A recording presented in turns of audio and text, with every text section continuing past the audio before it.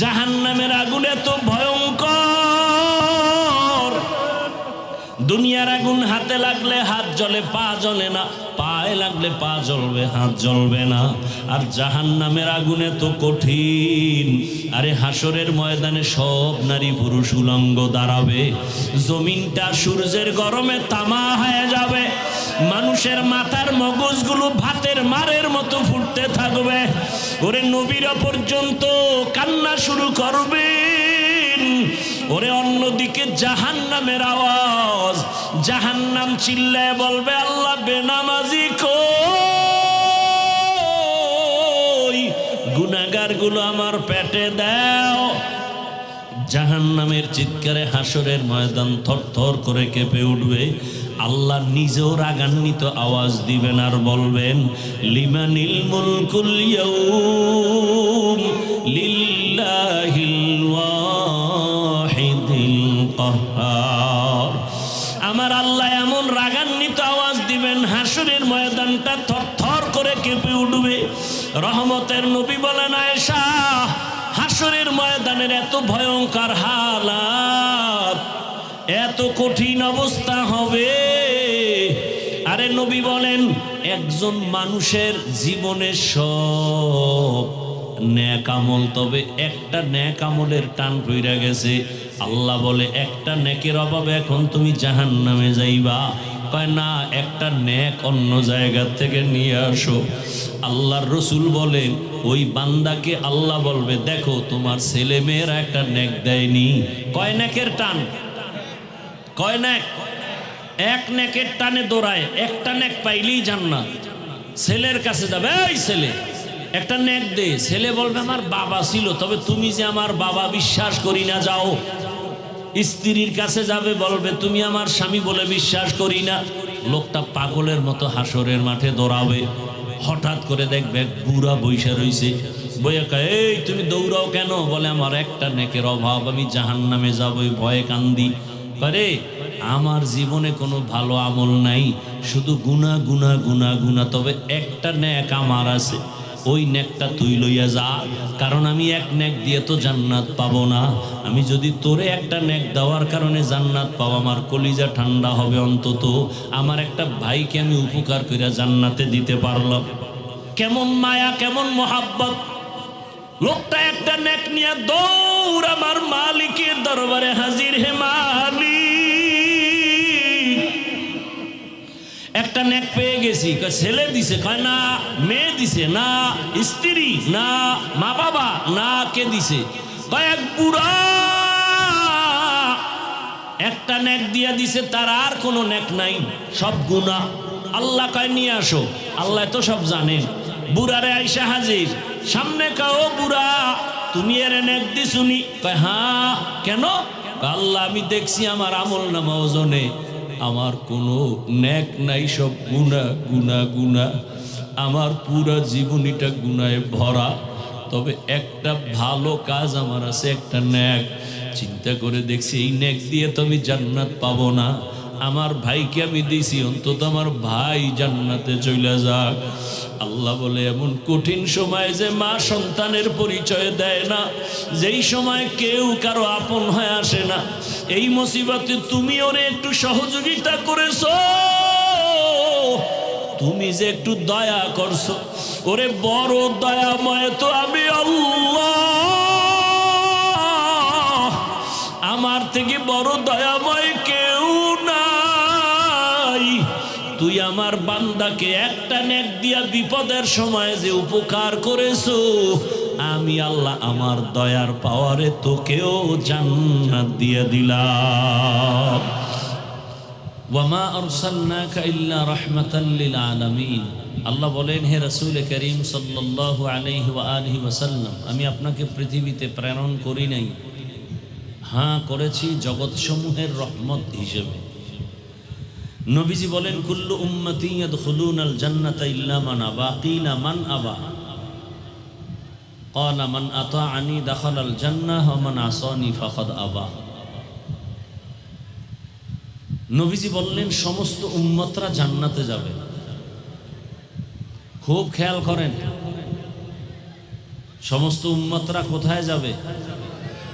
জান্নাতে যাবে, ইল্লা কিন্তু মান আবা, যে আমি মুহাম্মদকে মানে না সে যাবে না। কিলা মান আবা, সাহাবায়ে কেরাম প্রশ্ন করলেন, ইয়া রাসূলুল্লাহ, আপনাকে মানে না তারা কারা?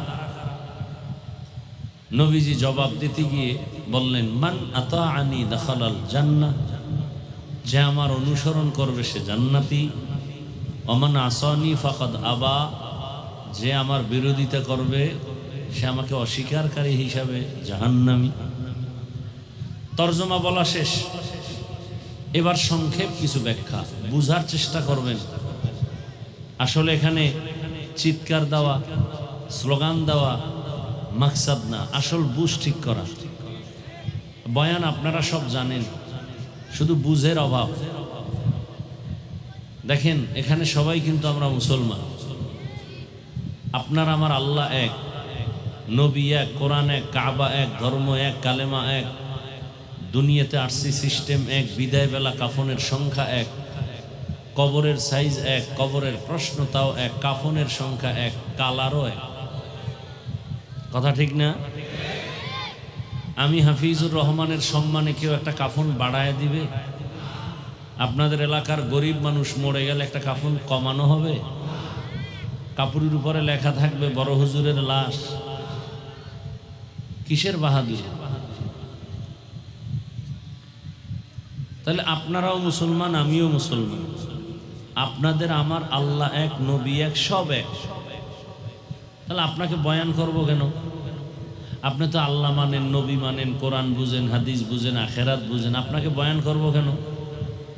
বয়ান তো করবো পঞ্চগড়ে কাদিয়ানি, যারা আল্লাহ বুঝে না, বুঝিয়া উল্টাপাল্টা করে, ইহুদিকে বয়ান করব, খ্রিস্টানকে করব, হিন্দুদেরকে করব, কারণ ওরা আখেরাত বুঝে না, ওদেরকে। কিন্তু ওদেরকে বয়ান করার কোনো সময়ই নেই। আপনাদের পেছনে 12 মাস ঘুরতে ঘুরতে ঘুরতে ঘুরতে আমি একা লক্ষ লক্ষ আলেম ওলামা দাওয়াত ও তাবলীগের মাধ্যমে পীর মাশায়েখরা খেদমত করতেছেন, জুমার খতিব ইমামরা খেদমত করতেছেন, আমরা করতেছি, সবাই আপনাদের পেছনে 24টা ঘন্টা মেহনত, নিজের বাড়ি গাড়ি, সন্তান, পরিবারের কোনো খবর নেওয়ার সময় নেই। আপনাদেরকে বুঝাইতে বুঝাইতে বয়ান করতে করতেও ফলাফল এখনো জিরোর কোঠায়। কারণ কি? বুঝ নাই। দেখেন আমি মুসলমান, আপনারাও মুসলমান, আমি যে কথাগুলো বললাম একমত তো সবাই। দেখেন আমি টুপি খুলতে চাই না, আর আপনিও মুসলমান, টুপি দিতে চান না। কথাগুলো বুঝেন, শুধু কানের মধ্যে নিয়েন না, বুঝেন। আমিও মুসলমান, আমি দাড়ি কাটতে চাই না, আপনি মুসলমান, আপনি দাড়ি রাখতেই চান না। আমি মসজিদে না ঢুকলে আমার খুব লজ্জা হয়, আর আপনি ঢুকতে গেলে লজ্জা হয়। এবার চিন্তা করেন তো আপনি কোন জগতের মুসলমান। আমি নামাজ ছাড়তে চাই না, আপনি নামাজ পড়তে চান না। আমি পর্দা না করলে লজ্জা পাই, আপনি পর্দা করতে গেলে লজ্জা পান। কারণ কি? অথচ আপনি একমত হলেন আমার আল্লাহ আপনার আল্লাহ এক, নবী এক, কোরআন এক, কাবা এক, ধর্ম এক, কালেমা এক। দূরত্ব কেন?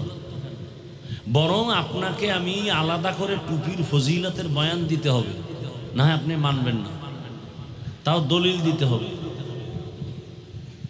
আপনাকে বুঝাইতেছি নামাজ পড়েন, পর্দা করেন, মা বাবার খেদমত করেন, এত কিছু পাও ধরে ধরে বুঝানোর পরেও আপনি মানেন না, তো মানেনই না। একটু যে মাথা নত করে দোয়া চাইবেন যে না দরকার, চেষ্টা করি, দোয়া চাই, বরং আপনি উল্টা আরো বিরোধিতা করেন।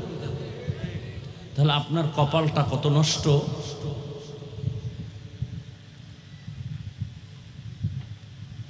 এজন্য হেদায়েতের চাবি আল্লাহ কোনো বান্দার হাতে দেননি, যে কারণে যেই রসুলকে এক নজর দেখলেই কালেমা পড়লে জাহান্নাম হারাম হয়ে যায়, সেই রসুলকে টানা 13 বছর দেখলো, পাশে বসলো, বয়ান শুনলো, খানা খাইলো, কালেমা পড়লো না। বলেন তো কত বড় নিকৃষ্টতম বেঈমান যে রসুলকে দেখলো, যাকে একবার দেখলে জাহান্নাম হারাম, সেই নবীকে 13 বছর দেখলো, বয়ান শুনলো, এক দস্তারখানে খাইলো, কালেমা পড়ছে? এমন কোন বেঈমানের নাম আপনাদের জানা আছে? কি নাম?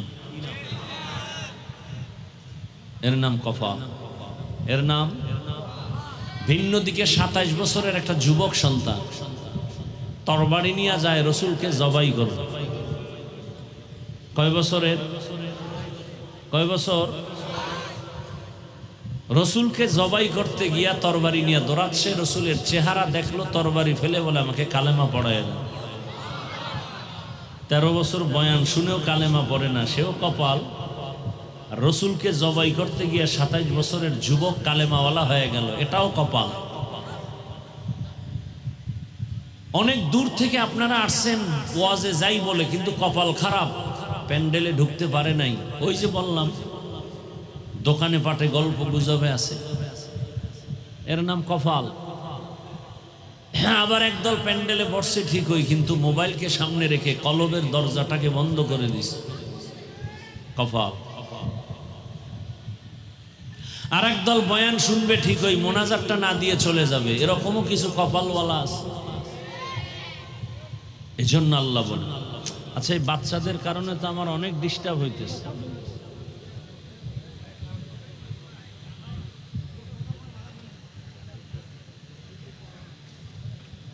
বাচ্চাদেরকে দিয়ে আজান দেওয়া নিষেধ কেন? বাচ্চাদেরকে নামাজের সামনে রাখা নিষেধ কেন?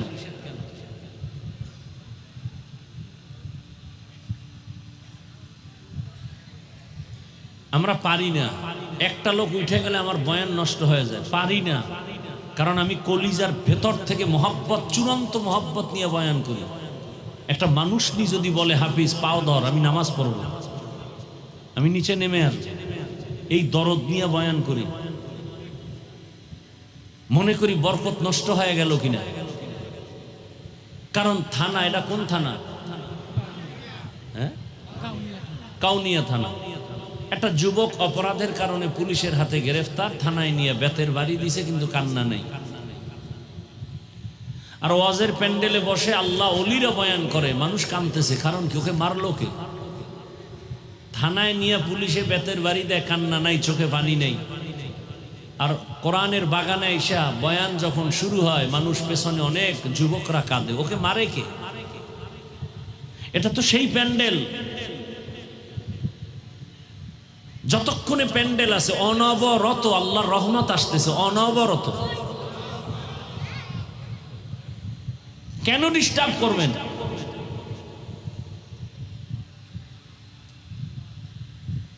আল্লাহ সব ভাইকে হেদায়েত দান করুন। মান ইয়াহদিহিল্লাহু ফালা মুদিল্লা লাহু ওয়া মান ইউদ্লিলহু ফালা হাদিয়া লাহু। আল্লাহ যাকে হেদায়েত দিবেন সে পাবে, যাকে দিবেন না সে পাবে না। ভিন্ন আয়াতে আল্লাহ বলেন মান ইয়াহদিল্লাহু ফাহুয়াল মুহতাদ ওয়া মান ইউদ্লিল ফালান তাজিদা লাহু ওয়ালিয়াম মুরশিদা। আল্লাহ যাকে পছন্দ করেন তাকে হেদায়েতের মালা পরায় দিবেন। আর যারা সে হেদায়াত পাবে, দূরের কথা হেদায়াত পাওয়ার কোনো মুর্শিদও পাবে না। মুর্শিদ কোরআনের শব্দ, অর্থ হলো পথ প্রদর্শক। জান্নাতের পথ দেখাবেন তিনি মুর্শিদ। এই যে স্বেচ্ছাসেবকরা পিছনে কথা বলে, কেন? আওয়াজ ছাড়া কাজ করা যায় না। মানে একটা ব্যাস লাগাইছে গলায়, মানে পাওয়ার বাইরে গেছে। ভলান্টিয়ারের দায়িত্ব, লাঠি লইব, বাঁশি বুলাইব, লাগে না, হের পর হুদা কাম করব। এমন কথা বলতেছে ওই মাথার থেকে যে স্টেজ পর্যন্ত আসতেছে। আল্লাহ হেদায়াত দান করুন।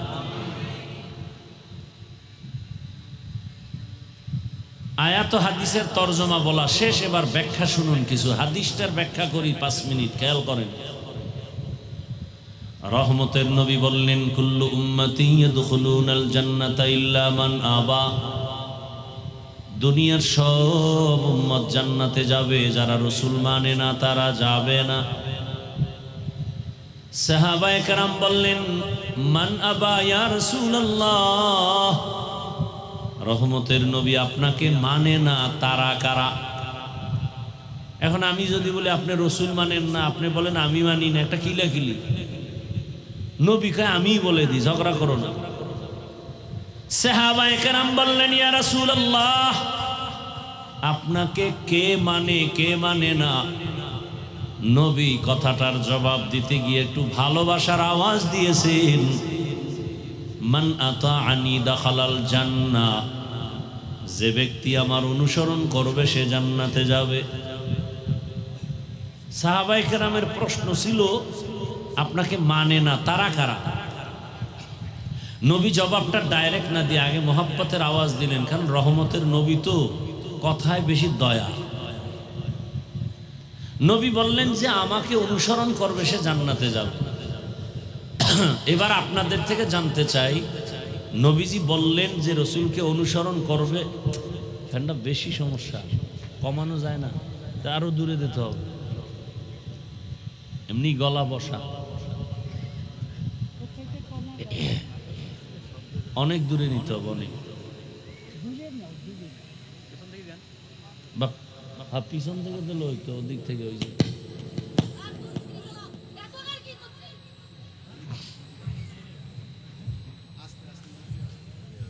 খুব খেয়াল করি।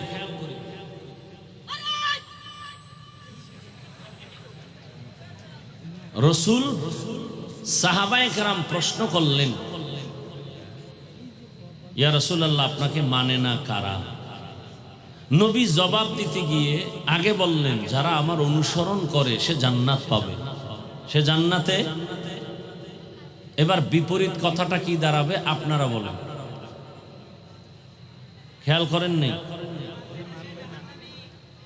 রসুলের অনুসরণ যে করবে, নবী বলেন সে জান্নাতে যাবে।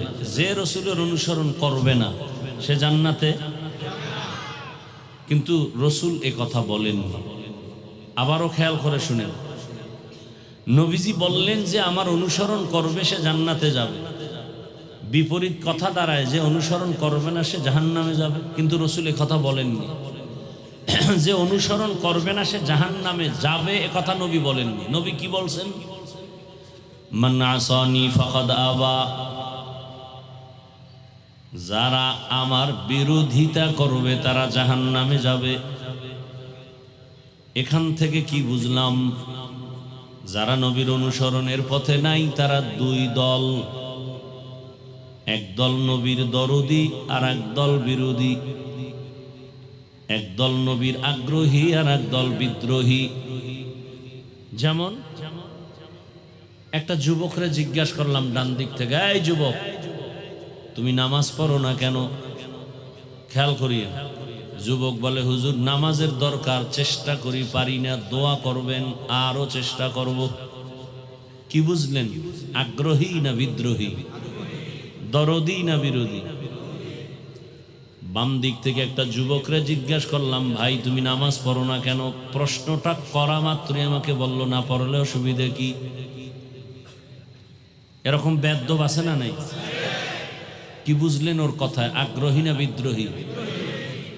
খুব খেয়াল করিয়েন, কিন্তু খুব কঠিন কথা। দুজনেই নামাজ পড়ে না, একজন আগ্রহী আর একজন বিদ্রোহী, একজন দরদি আর একজন বিরোধী। আগ্রহী মুমিন, বিদ্রোহী বেঈমান।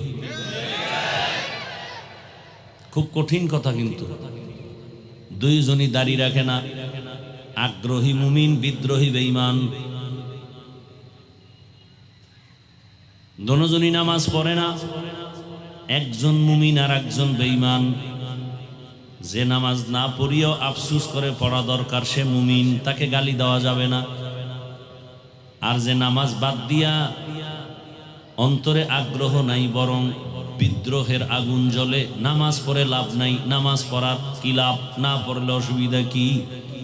এই লোকটা বেঈমান, একে ছাড় দেওয়া যাবে না। আগ্রহীকে গালি দেওয়া যাবে না, বিদ্রোহীকে ছাড় দেওয়া যাবে না। যে ব্যক্তি পর্দা করে না সে মুমিন, কারণ আগ্রহী। যে ব্যক্তি পর্দার বিধান পছন্দ করে না সে বেঈমান, কেন? বিদ্রোহী। দুইজনেই পর্দা করে না, কিন্তু একজন মুমিন আর একজন বেঈমান। যে পর্দা করে না তাকে গালি দেওয়া যাবে না, যে পর্দার পছন্দ করে না তাকে ছাড় দেওয়া যাবে না।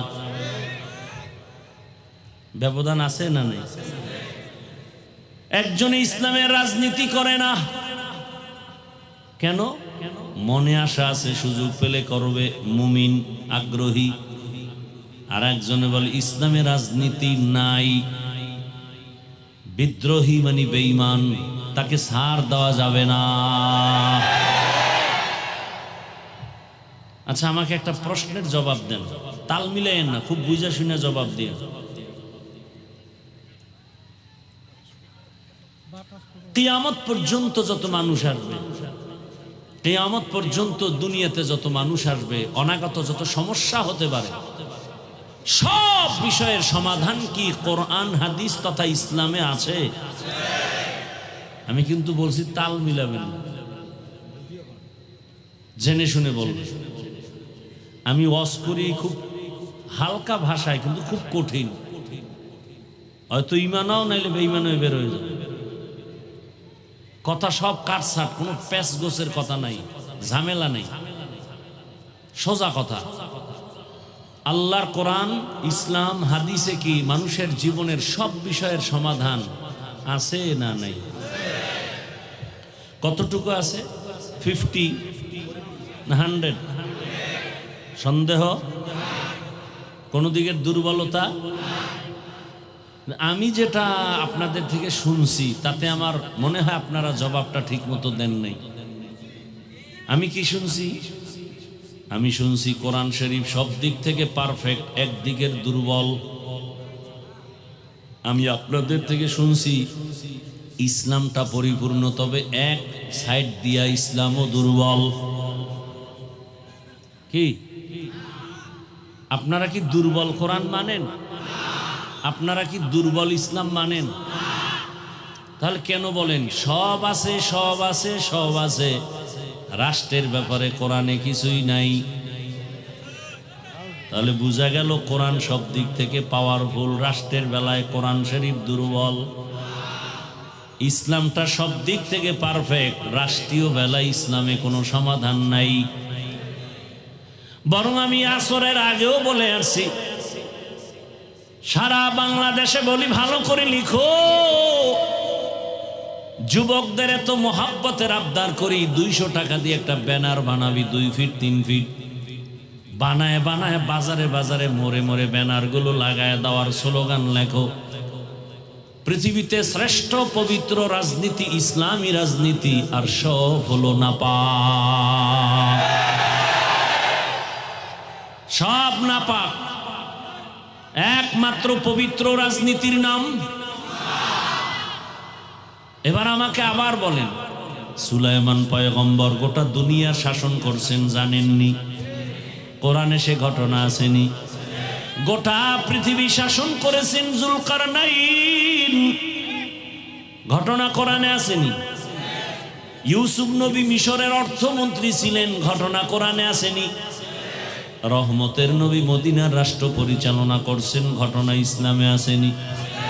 কেন বলেন রাষ্ট্রের বেলায় ইসলামে কিছুই নাই? যারা বলবে তারা ধর্মান্ধ মূর্খ। ভালো করে বুঝার চেষ্টা করেন। ইসলামে যদি রাজনীতি না থাকে তা তো ইসলামটা দুর্বল বানায় দিলেন। বরং পৃথিবীর সব মানুষের সব বিষয়ের পিওর সমাধান তো ইসলাম দিয়েছে, আর কেউ দেয়নি। পৃথিবীতে রাজনীতি একমাত্র পবিত্র ইসলামের, আর যে রাজনীতিতে আল্লাহর দ্বীন নাই, কোরআন নাই, রসুলের আদর্শ নাই, সেটা রাজনীতি না, সেটার নাম দুর্নীতি। সেটার নাম বলে হুজুর ওয়াজ করেন রাজনীতির কথা বলা যাবে, তো কোরআনের ওই পৃষ্ঠাগুলো কেটে দেন, যেই পৃষ্ঠায় রাষ্ট্রের ব্যাপারে বয়ান আছে। ইউসুফ নবীর ঘটনা শুনবেন, আমাকে বসায় দেন। আপনি কত বড় মহাপণ্ডিত, বাংলা তর্জমা ধরেন আর আমি আরবি বলি। ইউসুফ জুলাইখার বিয়ার কাহিনী কয় বক্তার, আর মিষ্টি খায়। ওর মধ্যে যে অ্যান্টিবায়োটিক ঢুকানো আছে খবর নাই, ওটি কয় না। রাষ্ট্র কিভাবে পরিচালনা করতে হয়, কোন সিস্টেমে, এটা আল্লাহ দেখাবে না তো কে দেখাবে? আজকে ইসলাম থাকলে কোনো দুর্নীতি থাকবে না। ইসলামী রাজনীতি পাক আর সব রাজনীতি না পাক। সব রাজনীতি কেন? ইসলাম দিছে আল্লাহ, অন্য রাজনীতি দিছে মানুষ। অন্য সংবিধান তন্ত্র মন্ত্র মানুষ বানাইছে, তারা কেমন কাজ, তারাও না পাক। আর আল্লাহ কেমন, রসুল কেমন বলে, পুত পবিত্র, কোনো সন্দেহ নেই। ভাইরা আমার ভালো করে বুঝেন, ফুলের সাথে ঘেরানটা যেমন লাগানো আছে, আল্লাহর দিন ইসলাম রাজনীতির সাথে, রাষ্ট্রের সাথে সব বিষয়ে লাগানো আছে। ফুলের থেকে ঘ্রাণটা যেমন আলাদা হলে ফুলের কোনো মূল্য থাকে না, রাজনীতির ভেতর থেকে আমার আল্লাহর কোরআন বাদ দিয়ে যদি দেয়, ওটা রাজনীতি থাকে না।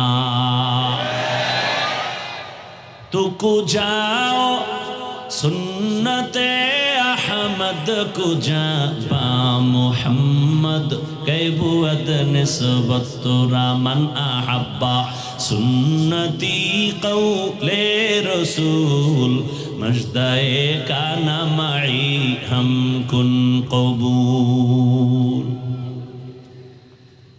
রহমতের নবী বললেন, যারা আমাকে মানে না তারা জান্নাত পাবে না।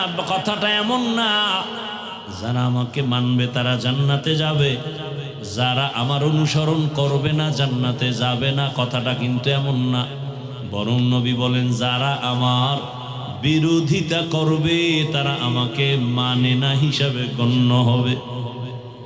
এই যুবক বাবারা, নামাজ পড়ো না, তোমার সাথে ঝগড়া নাই, বুঝাবো, বারবার পাও ধরে বুঝাবো, কিন্তু বিরোধিতা করলে ছাড় দেওয়া হবে না। তুমি দাড়ি রাখো না, বারবার বুঝাবো, পাও ধরবো, বুকে লাগাবো, সালাম দিব, কিন্তু বিরোধিতা করলে তোমাকে ছাড় দেয়া হবে না। তুমি রাজনীতি করো না, ঝগড়া নাই, দ্বন্দ্ব নাই, বুঝাবো, শালীন ভাষায় মায়া লাগায় বুঝাবো, পাও ধরবো, বিরোধিতা করলে ছাড় দেয়া হবে না। কারণ চোখের সামনে তাকায় দেখতেছো আমার আল্লাহর দেওয়া সম্মান কত মজার সম্মান। চোখের সামনে দেখতেছো, ভুলিয়া যাস না রে বাঙালি জাতি, ভালো করে বুঝো। করোনার কথা ভুলিয়া যাইও না। স্কুল কলেজ বন্ধ, ফ্যাক্টরি বন্ধ, চাকরি বন্ধ, ব্যবসা বন্ধ, সব বন্ধ যখন ছিল, খবর নাই রে জাতি, ওই সময় আল্লাহর কোরআনের একটা মাদ্রাসাও বন্ধ হয় নাই। বানাই কইতেছি, ইতিহাস মানুষকে জাগায় দেয়, আবার ইতিহাস মানুষকে জমিনের নিচে নিয়ে যায়। ইতিহাসের সাথে বেঈমানি চলে না রে বাবা। ওই সময় মাস্ক লাগাইয়া শিক্ষিত দুই কুলাঙ্গার বসে আছে, বাবারে ধরছে করোনায়, কাছে যায় না। শিক্ষিত দুই কুলাঙ্গার বাবারে করোনায় মেরেই ফেলল। ওরা এলাকার গরিব দুই একটারে টাকা দিয়ে কয় লাশটারে রাস্তায় ফেলে দে। লাশটা যখন রাস্তায় ফেলে দিছে, ওই কুলাঙ্গার শিক্ষিত দুই সন্তান দরওয়াজা জানালা লক করে আছে, তাকাইয়াও দেখলো না বাবার লাশ কুকুর খেলো নাকি জানাজা হলো। ইতিহাস লিখে রাখি ওরে যুবক, ওই সময় আমার দেশের উলামায়ে কেরাম টুপিওয়ালারা শত শত করোনার লাশ নিজেদের কাঁধে নিলেন, গোসল করালেন, কাফন পরালেন, জানাজা পড়ালেন, কবরে রাখছেন। একজন টুপিওয়ালাও করোনায় মরে নাই।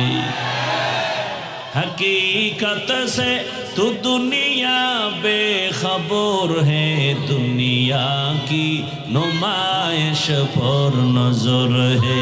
नमी गुयम के अज दुनिया जुदा बाश, बाहर कारे के बाशी बा खुदा बाश।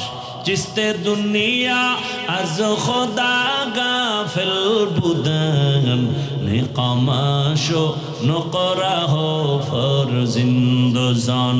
आब दर कश्ती हलाके कश्तियास, आब अंदर जीरे कश्ती पुश्तियास।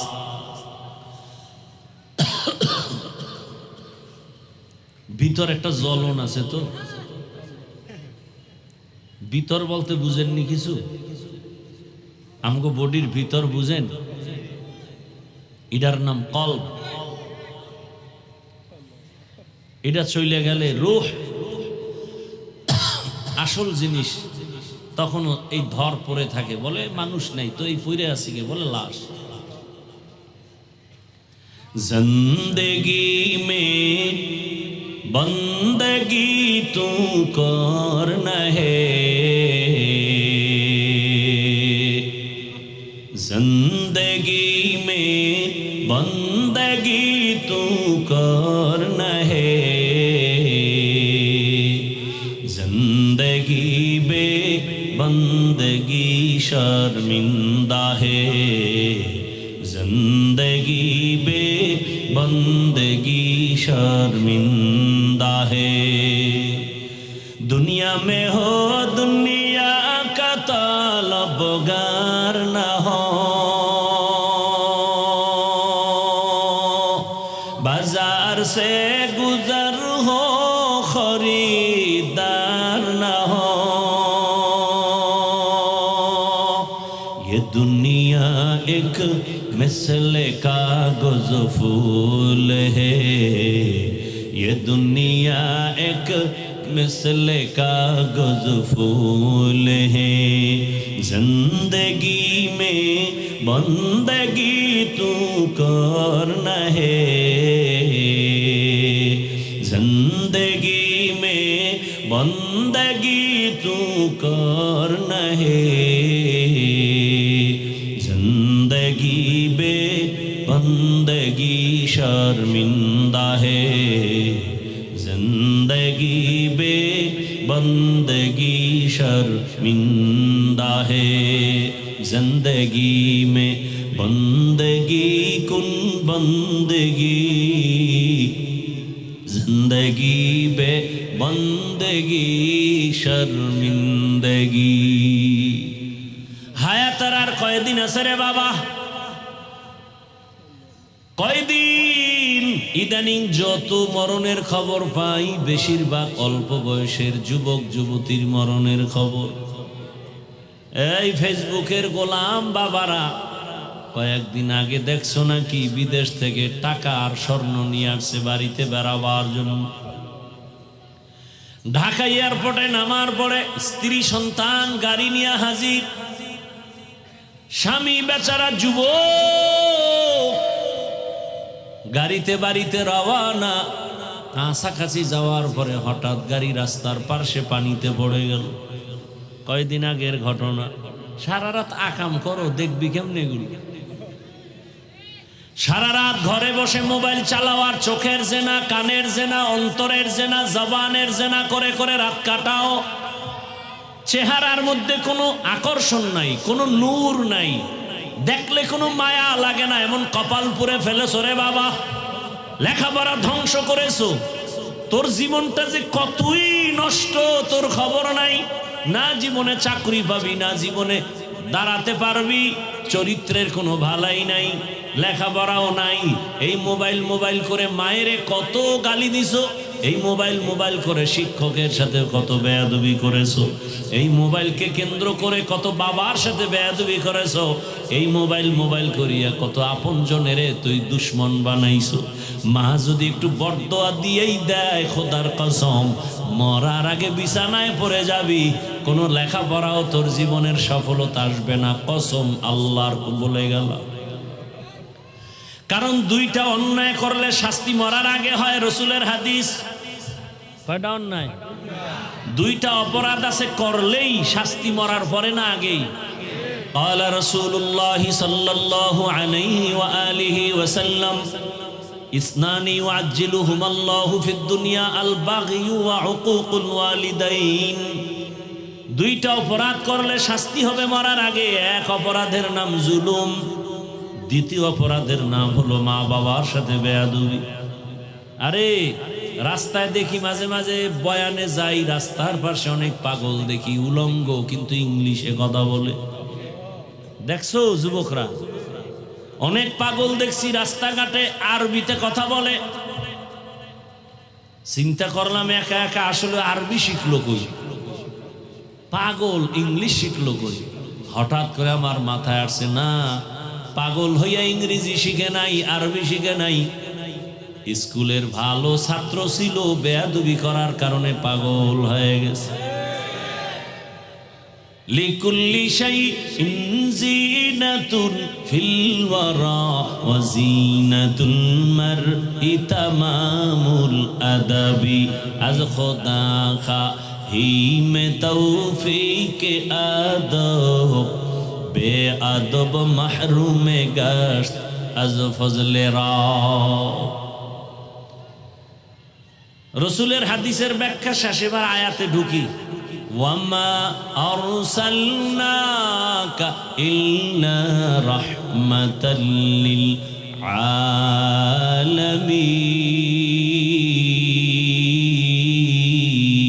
আলামিন। আল্লাহ বলেন, হে রাসূল, আমি আপনাকে দুনিয়াতে প্রেরণ করি নাই, হ্যাঁ করেছি জগৎ সমূহের রহমত হিসেবে। ভালো করে খেয়াল করেন, ডাইরেক্ট যদি আল্লাহ বলেন নবী আপনাকে রহমত করে পাঠাইলাম হতো, ঘুরাইয়া বললেন কেন নবী আপনাকে সৃষ্টি করি নাই। আবার বলেন হ্যাঁ করেছি জগৎ সমূহের রহমত হিসেবে। দুনিয়ার সব মানুষের জেহেনটাকে খালি করলেন। দুনিয়ার মানুষ, জেহেনকে পরিষ্কার করো, একটা কথা ঢুকাও, মোহাম্মদ আসে নাই, হ্যাঁ আসছে একটা কাজের জন্য, একটা নীতি নিয়ে আসছেন। কি বলে? রহমতের নবী পুরাটাই রহমত হয়ে আসছেন, পুরাটাই রহমত। রহমতের নবী পুরাটাই রহমত। এরপরে রহমত কোন জায়গার জন্য? অনেকে তর্জমা করে উভয় জগতের, আমি তর্জমা করছি জগৎ সমূহের। উভয় জগৎ মানি দুনিয়ার জগৎ আর পরকাল জগৎ। আসলে তো জগৎ দুইটা না, রুহের একটা জগৎ আছে আলাদা, মায়ের গর্ভের জগৎ আলাদা, দুনিয়ার জগৎ আলাদা, কবর জগৎ আলাদা, হাসরের মাঠের জগৎ আলাদা, জান্নাত ও জাহান্নামের ভেতরের জগৎ আলাদা।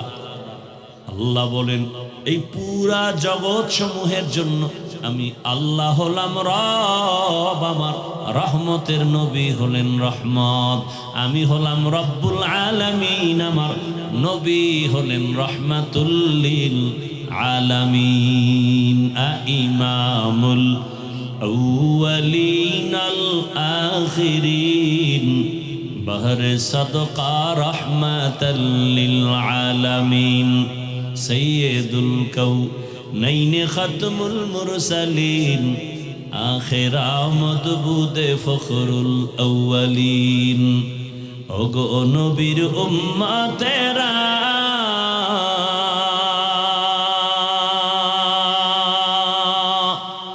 হয়ে আজি দিশাহারা, কোরআন হাদিসের চলো যখন যাহা চায় মনে, নবী বিনে কে তরবে পুরসিরত মিজানে, নবী বিনে কে তরবে পুরসিরত মিজানে।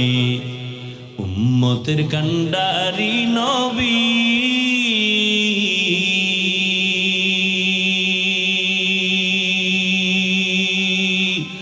কাঁদছেন উম্মতের লাগি, এখনো কাঁদেন নবীজি শুয়ে মদিনার পানে, নবী বিনে কে তরবে পুরসিরত মিজানে, নবী বিনে কে তরবে পুরসিরত মিজানে। এরে নবীর আশিক, ও আমার কলিজার যুবক, কেমন এক রহমতের নবী পাইলা চিনলা না? যদি চিন্তা গলায় ছুরি লাগাইতা, দাড়ির মধ্যে অস্ত্র লাগাইতে পারতা না রে বাবা। তোমার চোখের সামনে আমার মতো হুজুর না, বরং তোমার লাইনের জেনারেল পড়ুয়া সন্তান। সারা বাংলাদেশে বলি রে বাবা, তোমার মতো যুবক তাকায় দেখো, সত্য কথা অস্বীকার কইরো না, বিবেকের ধোকা দিও না। তোমার মতো যুবক জীবনে আলিফ বা তা পড়ে নাই, মাদ্রাসায় যায় নাই, স্কুল কলেজে লেখাপড়া করে এমন ছাত্র 5 বেলার নামাজ পড়ে, তুমি জবাব দেওয়া আছে না নাই? এবার আমাকে তুমি বিবেক দিয়ে বলো, তোমার কপালে কার অভিশাপ লাগছে? বলো, তুমি কেন নামাজের মুসাল্লায় যেতে পারো না? নাকি তুমি বলো হাফিজ ভাই কোরআনে ঝামেলা আছে, ইসলামটা পরিপূর্ণ না, এজন্য নামাজে যাই না? যদি বলো ইসলামে ঝামেলা কোরআনে ঝামেলা, ধরাইয়া দাও, আমি এখন দাড়ি কেটে ফেলবো, নামাজ বন্ধ করে কোরআনের বিরুদ্ধে নেমে যাব। কিন্তু 1500 বছর পর্যন্ত আল্লাহর কোরআনের বিরোধিতা করে কেউ আগাইতে পারে নাই, বরং বহু বিধর্মী কালেমা পড়ে মুসলমান হয়ে গেল।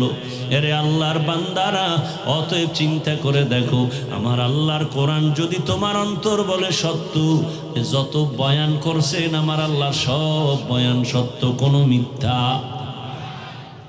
তোমার মতো যুবক যদি র্যাব আর্মি পুলিশ বিডিআরের চাকরি করে, নামাজি আছে না নাই? বলো, তুমি কেন পারো না? তোমার মতো যুবক রাস্তায় গাড়ি চালায়, নামাজ পড়ে, গাড়ি বন্ধ করে নামাজে চলে যায়। বলো বাবা, 2টা পায়ে ধরে বলি, কেন তুমি নামাজে যাও না? আমার আল্লাহর জমিন ছাইরা কি পালাইতে পারবা? কত পাওয়ারওয়ালা নমরুদ পালাইতে পারে নাই, ফেরাউন পালাতে পারে নাই, সাদ্দাত হামান কারুন কেউ পালাতে পারে নাই। মরণ থেকে যতই পালাও, মরণ তোমায় নিবে ঘিরি। যদিও সুদূর আকাশ পানে লুকাও, সেথায় লাগিয়ে সিঁড়ি। নদী পথে নৌকা চালাও ও মাঝি ভাই, বেলা ডোবার আগে আমি ওপার উঠতে চাই। ডুবে গেলে বেলা রে আর উঠে না, ভেঙ্গে গেলে মেলা রে আর জমে না। ওই যুবকের কথা বলতে গিয়ে অন্যদিকে গেলাম। ঢাকা এয়ারপোর্টে যখন আসছে, গাড়িতে উঠছে, গাড়ি কই? পানির মধ্যে পড়ে গেল, বাচ্চাটাও মরে গেল, স্ত্রী মারা গেল। যুবকটা সাংবাদিকের সামনে এসে কাঁদতেছে। আরে মানুষ বিবাহ করিয়া সন্তান নিয়ে খাইয়া না খাইয়া এক জায়গায় থাকারও একটা আনন্দ আছে, কিন্তু আমার কপাল কেন এত খারাপ? আমি সব বাদ দিয়া বিদেশ গেছি টাকার জন্য, আজ আমি আনন্দ ভরে আসছি, কিছুদিন আমি দেশে থাকবো, স্বর্ণের অলংকার টাকা নিয়ে আসছি। আমার কপাল এত খারাপ যে আমার হাতের উপরে আমার বাচ্চাটা মরিয়া গেল, আমার চোখের সামনে আমার স্ত্রী চলে গেল, আমার এই আনন্দ জমিনে আর রইল না। কয়দিন আর বাঁচবারে বাবা?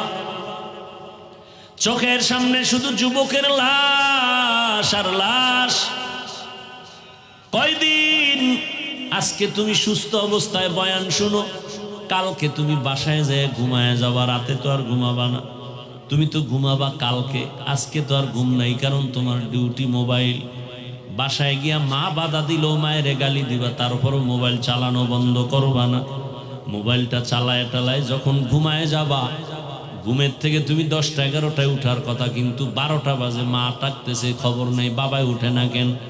হঠাৎ কইরা, আল্লাহ না করুন বুঝাবার জন্য বলি, মা যখন মাথায় একটা বাড়ি লাগছে, উঠে না কেন বাবায়?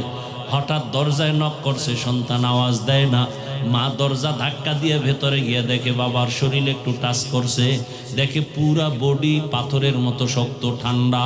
একটা চিৎকার দিছে, আম্মা জান তোরা কোথায় আছো, আয়। আবার বাবাই জিন্দা নাই, আমারে মা বইলা ডাকার মতো আর কেউ নাই। এরে বাবা, ওই যে ঢাকা মাইলস্টোন স্কুলে বিমান দুর্ঘটনায় কত মানুষ আগুনে পুড়িয়া গেল, দেখছো না? একটা যুবকের ছেলে, যুবকের গায়ে আগুন লাগছে, এ নিয়ে দৌড়াচ্ছে। ওই যুবকটা কয়, আম্মু আমি তো বাঁচবো, কারণ বহু বন্ধুর উপকার করছি, কিন্তু শেষ পর্যন্ত হসপিটালে বেঁচে নাই।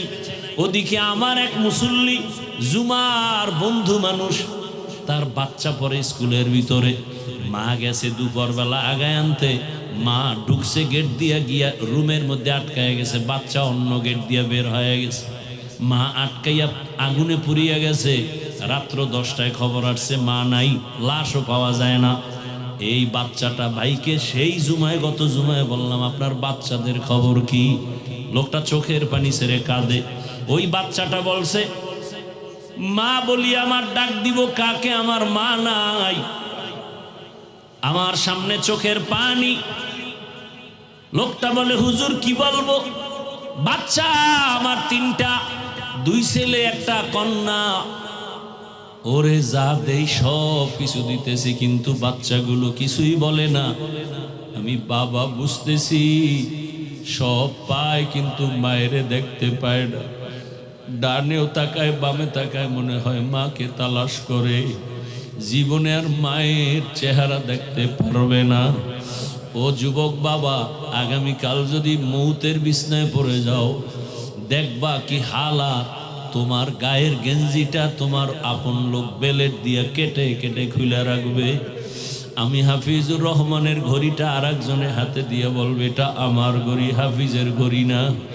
আমার আব্বাজান একটা চিৎকার দিয়ে বলবে ইমাম সাহেব আমার সন্তানের জানাজা না পড়াইয়া যাইবেন না। বাবা কাউকে বলবে যাও কেউ বাজারে গিয়ে কাফন কিনিয়ে আনো। আর এক দলকে বলবে যা বাঁশবাগানে গিয়ে কবর খনন কর।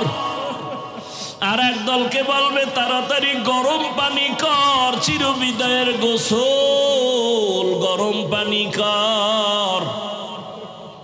তোমাকে আমাকে ঘর থেকে সবাই টেনে টেনে নামাইয়া ওই গোসলখানায় মশারি টানায় দিবে, গরম পানি দিয়া গোসল করাইয়া সাদা কাফন পরাইয়া মসজিদের খাটের মধ্যে তোমার আমার দেহটাকে উঠাইয়া যখন জানাজার দিকে নিবে, আম্মাজান জানালা দিয়া তাকায় বলবে আমার বাবারে কই নাও, জীবনের শেষবারের মতো একটু চেহারাটা দেখাইয়া যাও।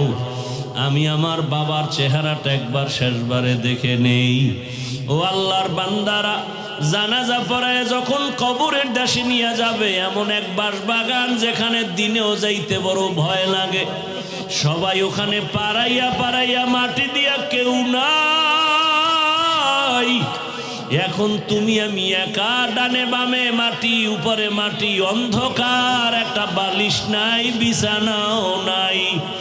ফেরেশতা আসবে তোমাকে আমাকে এই প্রশ্ন করার জন্য, রবের পরিচয় দাও, ধর্মের পরিচয় দাও, রাহমাতুল লিল আলামিনের পরিচয় দাও।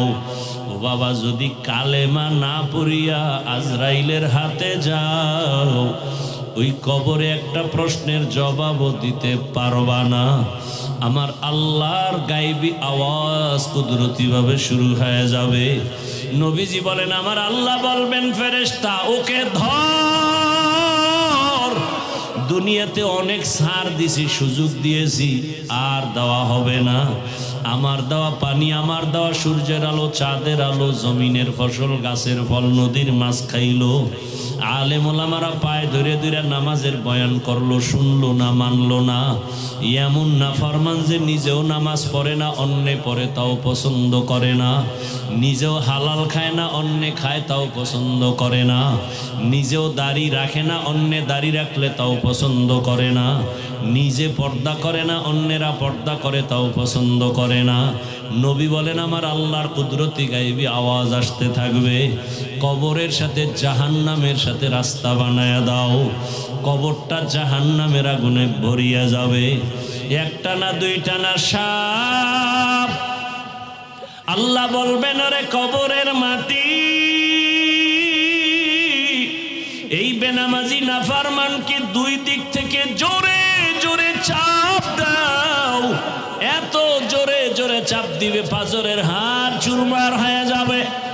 এরে রংপুর এলাকার মানুষ, কুড়িগ্রামের মানুষ, ওরে আমরা বাংলাদেশের বিভিন্ন জায়গায় বয়ান করি, কুড়িগ্রামের গুগু মুন্সির কথা বইলা বয়ান করি। যেই গুগু মুন্সির লাশ 3 বার পর্যন্ত ভাঙছে, নদীতে 3 বার উঠাইছে, একবারও উঠায় দেখছে 30 বছর পর সাদা কাফন একটা দাগ নাই। সাদা কাফনে দাগ লাগে নাই। ওরে গরুও মরে, কুকুর মরে, তুমিও আমিও মরব, কিন্তু কালেমা না নিয়ে কবরে গেলে বাবা আমারও উপায় নাই, তোমারও উপায় নাই। অনেকে বলে কবরে আযাব হবে না। চরমনের সৈয়দ ইসহাক রহমাতুল্লাহ একটা সুন্দর যুক্তি দিছে, বাবারা মানিয়ে নিলাম যদি কবরে আযাব নাই হয়, তুমিও শান্তি আমিও শান্তি, কিন্তু আযাব হওয়ার তো দলিল আছে অনেক। এরপরও যদি সেখানে গিয়ে দেখো আসলেই আযাব হইতেছে, তখন বলো তোমার উপায় কি হবে, আমার উপায় কি হবে? ফিরিয়ে তো আসতে পারবা না। নামাজ না পড়ার শাস্তির কথা তো কোরআনে আছে, রোজা ভাঙ্গার শাস্তির কথা তো রসুল বলেছেন, তুমি এগুলো কোথার থেকে উল্টাইবা? জান্নাতের বয়ান তো কোরআনে আছে, জাহান্নামের বয়ান তো কোরআনে আছে। জান্নাতে কারা যাবে তাও তো আল্লাহ কোরআনে স্পষ্ট বলে দিয়েছেন, জাহান্নামে কারা যাবে তাও আল্লাহ বলে দিয়েছেন। জাহান্নামটা কেমন তাও আল্লাহ বয়ান করেছেন।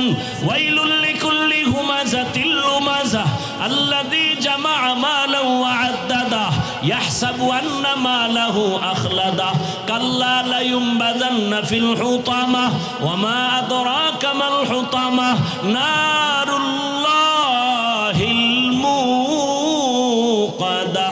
জাহান্নামের আগুন এত ভয়ঙ্কর, দুনিয়ার আগুন হাতে লাগলে হাত জ্বলে পা জ্বলে না, পায়ে লাগলে পা জ্বলবে হাত জ্বলবে না। আর জাহান্নামের আগুন এত কঠিন, আল্লাহ বলেন তাত্তালিউ আলাল আফইদা। জাহান্নামের আগুন শরীরের যে কোনো জায়গায় লাগা মাত্র কলিজাটা পর্যন্ত ভুনা হয়ে যাবে। আরে কেমনে বুঝাবো? হেদায়াত না থাকলে করার কি? আবু জাহিল্লার কথা তো শুরুতেই বলছি, রসুলকে দেখছে, বয়ান শুনছে, কালেমা পড়ে নাই। আর ওমরের মতো বান্দা নবীরে জবাই করতে গিয়ে কালেমা পড়ে ফেলছে 27 বছর বয়সে। ওরে জাহান্নাম! আম্মা জান আয়েশা 6 বছরে রসুলের সাথে বিয়া হলো, 9 বছরে নবীর ঘরে গেলেন, 18 বছরের বয়সে রসুল দুনিয়ার থেকে চলে গেলেন।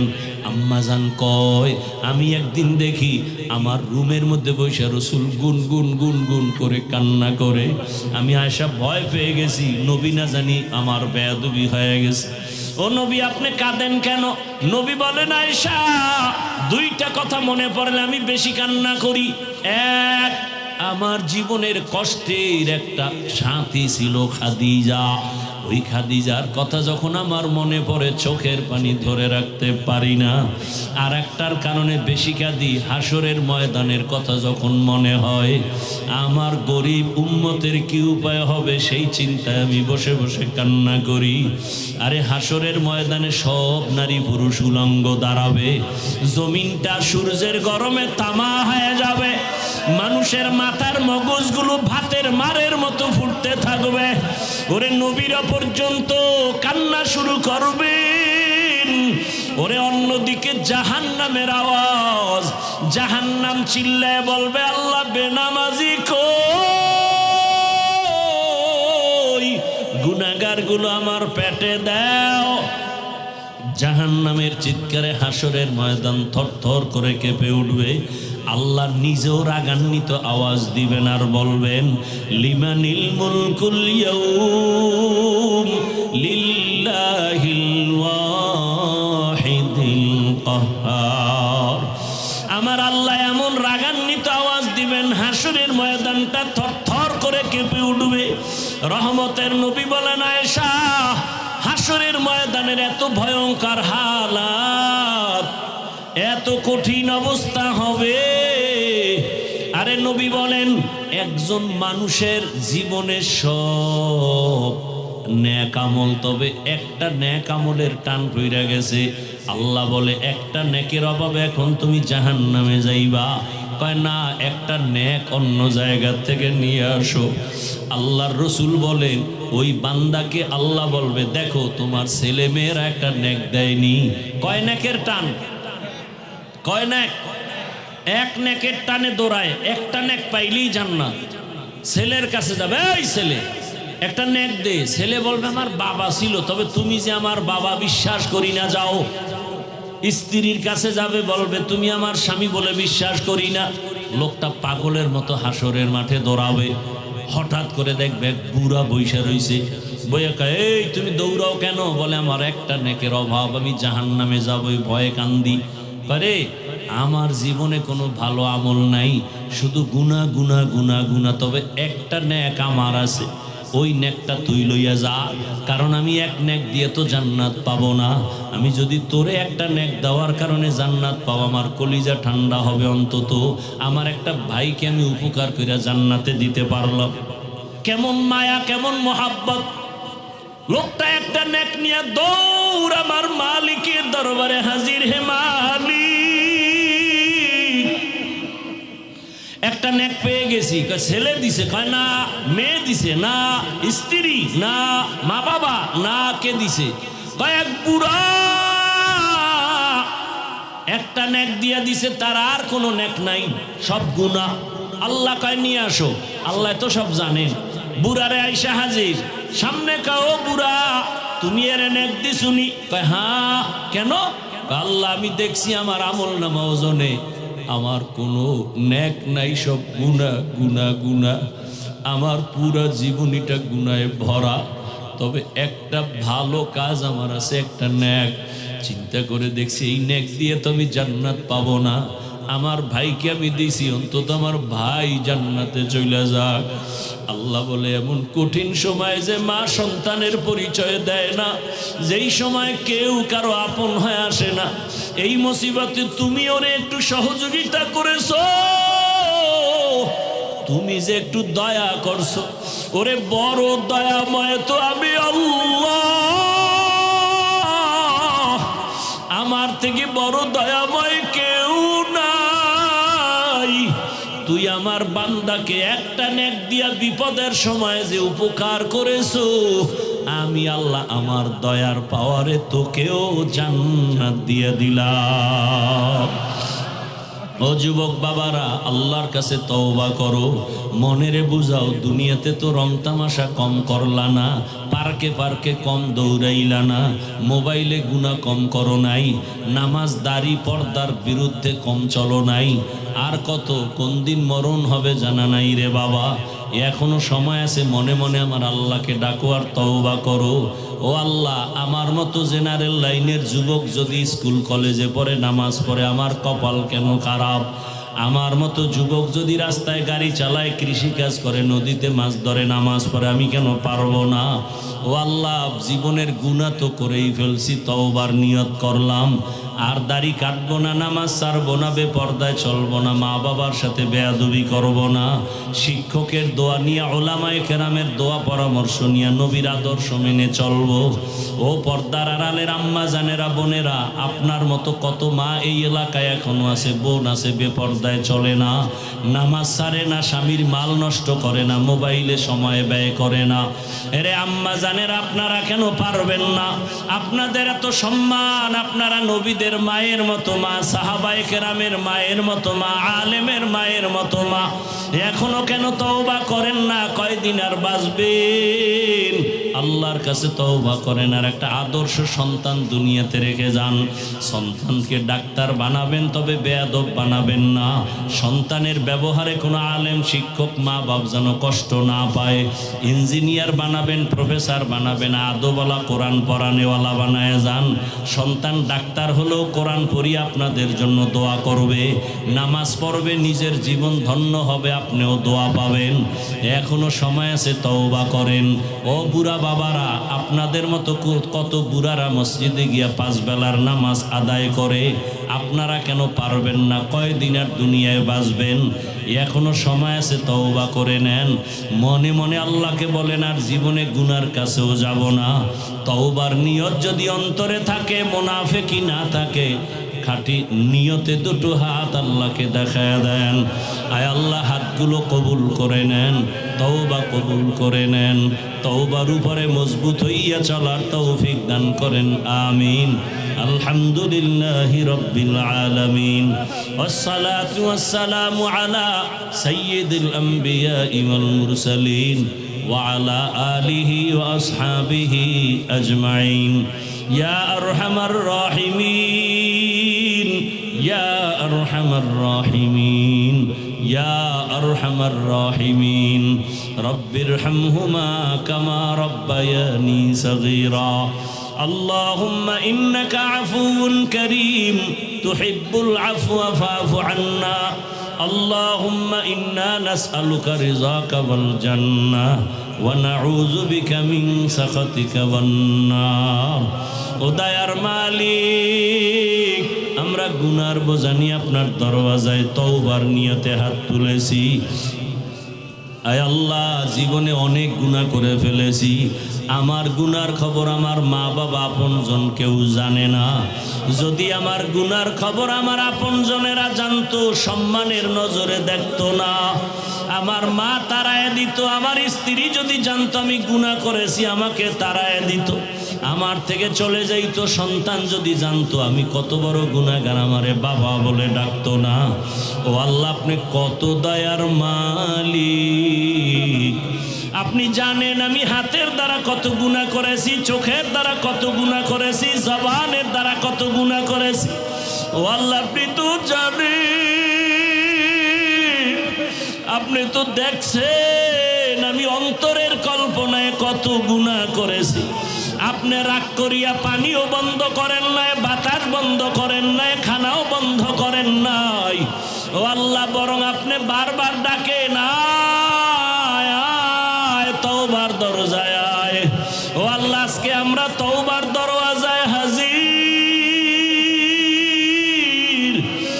আর গুনাহ করব না রে আল্লাহ গুনার কারণে দিলটা পাথর চোখে পানিও নাই আয় আল্লাহ কান্নাওয়ালা চক্ষু দান করেন ও আমার বাবাজিরা দুনিয়ার ঘরে আগুন লাগলে পানি ছাড়া যেমন ঠান্ডা করা যায় না জাহান্নামের আগুন গুনার কারণে জ্বলা আছে চোখের পানি ছাড়া আগুন নিভানো যাবে না দুই ফোঁটা চোখের পানি ছেড়ে কাঁদো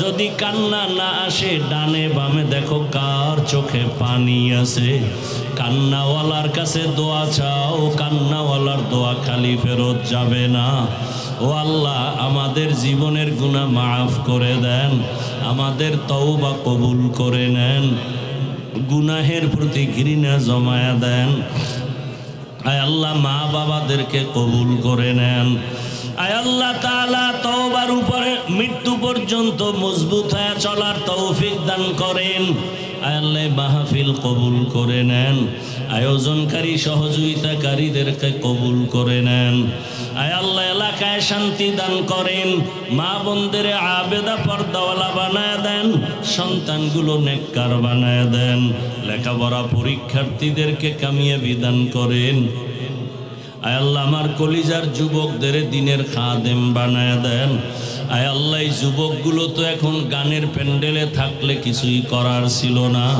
ও আল্লাহ আপনার মোহাব্বতেই তারা আসছে অনেকে বসতেও পারে না দাঁড়ায় দাঁড়ায় দিনের কথা শুনছে ও আল্লাহ আমার এই কলিজার যুবকদের কিছু দেওয়ার মতো আমাদের হাতে নাই আপনার কুদরতের কাছে কোনোটার অভাব নাই ও আল্লাহ দয়ার নজর দিয়া রসুলের মোহাব্বতে আমার কলিজার প্রত্যেকটা যুবকের কবুল করে নেন হেদায়াতের নূর সিনায় দান করেন 5 ওয়াক্ত নামাজি বানায় দেন আয় আল্লাহ মোবাইলের গুনাহ থেকে হেফাজত করেন আয় আল্লাহ সারা দুনিয়াবাসীকে মাফ করে দেন বাংলাদেশ শান্তির দেশ বানায় দেন বিদেশের ঘরে আমার দেশের যারা ব্যবসা বাণিজ্য কাজ করে হেফাজত করেন আয় আল্লাহ ইসলামের জন্য দেশ কবুল করে নেন ওলামায়ে কেরামদের এক বানায় দেন মুখালিফের মুওয়াফিক বানায় দেন বাতিলের মোকাবেলায় বিজয় দান করেন